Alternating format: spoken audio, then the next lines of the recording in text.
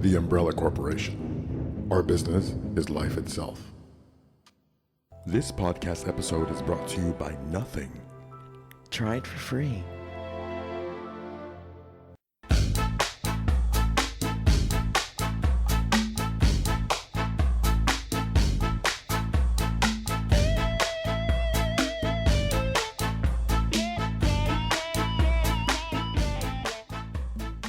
Harriet Tubman was an African-American abolitionist, which means she was a woman who wanted to abolish slavery. Can you even imagine today some people arguing and fighting for the right to have slaves? I guess people kind of do that indirectly today when they pick up the banner of their favorite computer corporation who uses very low-paid laborers overseas. Anyway, some powerful people within the state found her so threatening that they put a warrant out on her head. Harriet Tubman is going to replace Andrew Jackson on the front of the $20 bill, and Jackson's going to be moved to the back. Some people find this offensive, meaning that they find it offensive to keep Andrew Jackson on the $20 bill at all, especially him having been an unapologetic slave owner, and Harriet Tubman being who she was, an abolitionist. Now, whether or not you think it's a good move is a valid discussion, but it's not what I want to talk about right now. Besides, you can probably find oodles of places where people are already discussing that. And just in case you're wondering, if you ask me, Jackson should be removed from the bill altogether. Statues taken down, unless they're in the context of owning slaves or creating a Holocaust for the Native Americans. And if you don't understand now, maybe you'll understand why I think that by the end of this podcast. I live in a city that has a huge, ominous statue of Andrew Jackson on horseback in a prominent place downtown. It's at the center of a roundabout, just so you don't forget it, and near a waterfront venue that attracts a lot of events and a lot of people, surrounded by hotels, etc. Because when people are visiting you from out of state or out of the country on business or pleasure, you want them to see what you stand for.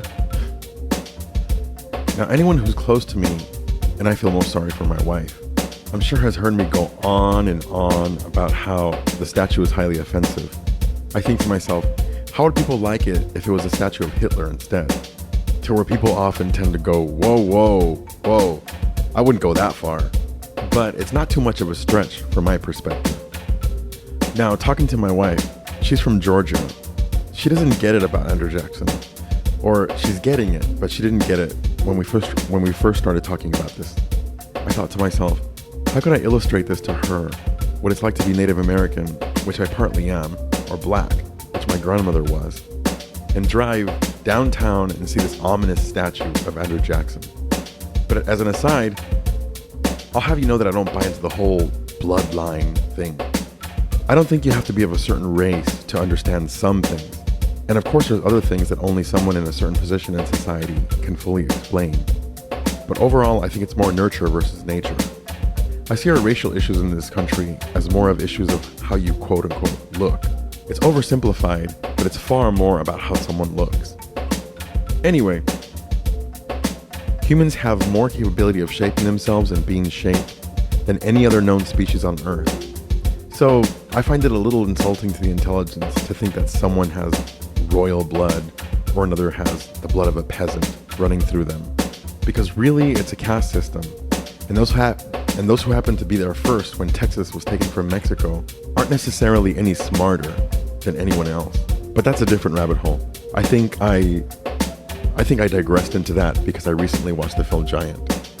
So getting back to the original topic, I was thinking, how can I illustrate to my wife what it's like to be brought up in a minority group, a non-dominant group of society? To have grown up around a different culture. Yes, right here in America. That's how massive this country is. And to have been around that for the better part of my life. And then to see this statue that possibly someone proudly forged. It's a work of art. It's well made and sitting downtown at the center of a roundabout for everyone to see. It's rather dark, made of dark metal and ominous. So where does Hitler come in? If you are educated in America, chances are that you know Hitler to be one of the most evil men to have ever existed. Holocaust, etc. I don't have to tell you, the imagery is already there in your mind. But what about Andrew Jackson? Well, how I thought about illustrating it to my wife was, now Jackson is no Hitler, one might say, but that's because we don't focus on the Trail of Tears or the fact that he was a slave owner. We focus on other things. We focus on his nicknames like Old Hickory, or the fact that he fought in duels, or the fact that he fought against the Federal Reserve. But we don't focus on the fact that he was an unapologetic slave owner. Now, take Hitler, which you're familiar with, and it's rightly so to see him as evil. But what if instead of focusing on the Holocaust and the atrocities, we focused on his art, his love of classical music, his unwavering patriotism for the fatherland, or any long list of things that make a person a person? But if you find it difficult to equate Jackson to Hitler, I find it to be natural. I find it to be a natural thing, because we focused on so much of his other sides, but that's the leading narrative when it comes to Jackson. That the leading narrative of Jackson is anything but the fact that he was an unapologetic slave owner, or that he was responsible for drafting up the Trail of Tears. Whereas Hitler equals Holocaust automatically in your mind, even though Jackson played another key role in another Holocaust. And some may argue that Jackson is different, but arguably he's not. It's not like Hitler spent 24/7 of his life obsessing on how to carry out the atrocities of World War II. Like, what if we focused on all the other aspects of Hitler as a standard throughout recent history? His painting, his time in prison, his social justice movements. He'd look a lot more like Jackson. The Native Americans called Jackson Sharp Knife because of how brutal he was towards them.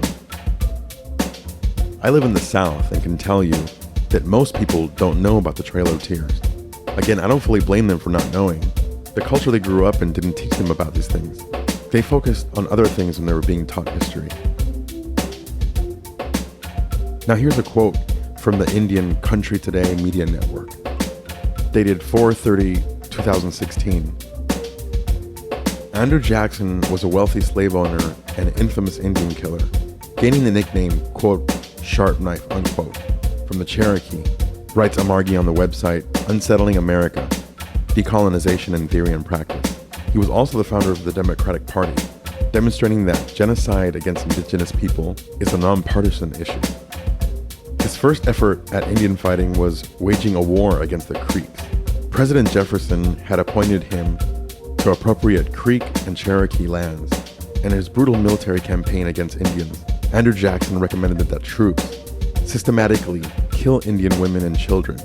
After massacres in order to complete the extermination, the Creeks lost 23 million acres of land in southern Georgia and central Alabama, paving the way for cotton plantation slavery. His frontier warfare and subsequent negotiations opened up much of the Southeast to settler colonialism. Jackson was not only a genocidal maniac against the indigenous people of the Southwest, he was also racist against African peoples and a scofflaw who violated nearly every standard of justice. According to historian Bertram Wyatt Brown, as a major general in 1818, Jackson invaded Spanish Florida, chasing fugitive slaves who had escaped with the intent of returning them to their owners, and sparked the First Seminole War. During the conflict, Jackson captured two British men, Alexander George Arbuthnot and Robert C. Ambrister, who were living among the Seminoles. The Seminoles had resisted Jackson's invasion of their land. One of the men had written about his support for the Seminoles' land and treaty rights in letters found on a boat. Jackson used the evidence to accuse the men of inciting the Seminoles to savage warfare against the U.S. He convened a special court-martial tribunal, then had the men executed. His actions were a study in flagrant disobedience, gross inequality, and premeditated ruthlessness. He swept through Florida, crushed the Indians, executed Arbuthnot and Ambrister, and violated nearly every standard of justice, Wyatt Brown wrote.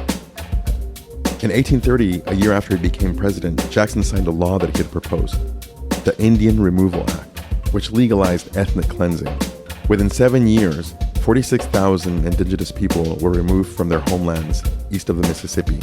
Their removal gave 25 million acres of land to to white settlement and to slavery, according to PBS.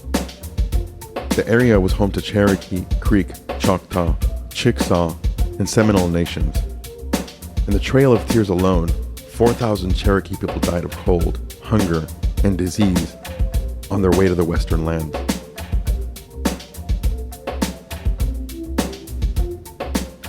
So if we're ever in the same car together, or walking downtown around the roundabout, where at the center of it is the statue of Andrew Jackson, you'll know what I'm thinking.